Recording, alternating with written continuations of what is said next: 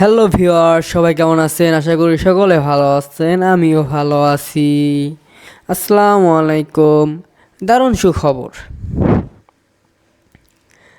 Finally খুলছে Malaysia calling visa. এই নিয়ে আপনাদের বিস্তারিত বলবো, সম্পূর্ণ ভিডিওতে স্কিপ না করে দেখবেন। শুরু করা যাক।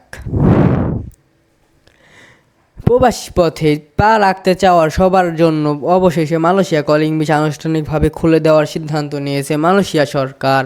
দীর্ঘ অপেক্ষার পর এই ঘোষণা এসেছে মালয়েশিয়া স্বরাষ্ট্র মন্ত্রণালয় ও মানব সম্পদ মন্ত্রণালয়ের যৌথ বৈঠকের পর।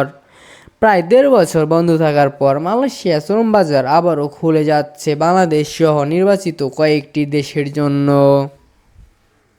বিশেষ করে যারা কলিং ভিসা বা এমপ্লয়ার ভিসেট ভিসার মাধ্যমে মালয়েশিয়ায় যেতে চান তাদের জন্য একটা বড় সুযোগ।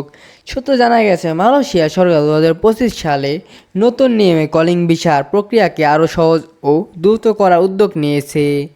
এবার থেকেও আবেদনকারীদের সব ডকুমেন্ট অনলাইন যাচাই করা হবে এবং মেডিকেল, বায়োমেট্রিক ও ভিসা ইস্যু প্রক্রিয়া সম্পন্ন ডিজিটাল সিস্টেম সম্পন্ন হবে। মালয়েশিয়া ইমিগ্রেশন ডিপার্টমেন্ট জানিয়েছে, নতুন কলিং ভিসা প্রক্রিয়া প্রথম ধাপে বাংলাদেশ, নেপাল, ইন্দোনেশিয়া ও ভারত থেকে কর্মী নেওয়া হবে। প্রতিটি দেশ থেকে নির্দিষ্ট কোটার আওতায় শ্রমিক পাঠানোর পরিকল্পনা চলছে। বাংলাদেশের ক্ষেত্রে প্রাথমিকভাবে ৫০,০০০ কর্মী কোটা নির্ধারণ করা হয়েছে। নতুন করে যারা আবেদন করবেন তাদের জন্য মেডিকেল শুরু হবে নভেম্বরের প্রথম সপ্তাহ থেকে। বিশেষজ্ঞরা বলেছেন, এই সিদ্ধান্তের ফলে মালয়েশিয়ায় বিভিন্ন সেক্টর শ্রম সংকট অনেকটাই কমে আসবে। অন্যদিকে বাংলাদেশের কর্মীদের জন্য খুলে যাচ্ছে দীর্ঘ প্রতীক্ষিত দরজা, যা দেশের রেমিটেন্স প্রবাহে নতুন গতি আনবে। একই সঙ্গে মালয়েশিয়া সরকার স্পষ্ট জানিয়েছে, অবৈধ পথে কেউ যেন না যায়। শুধুমাত্র অনুমোদিত এজেন্সির মাধ্যমে কলিং ভিসার আবেদন করা যাবে।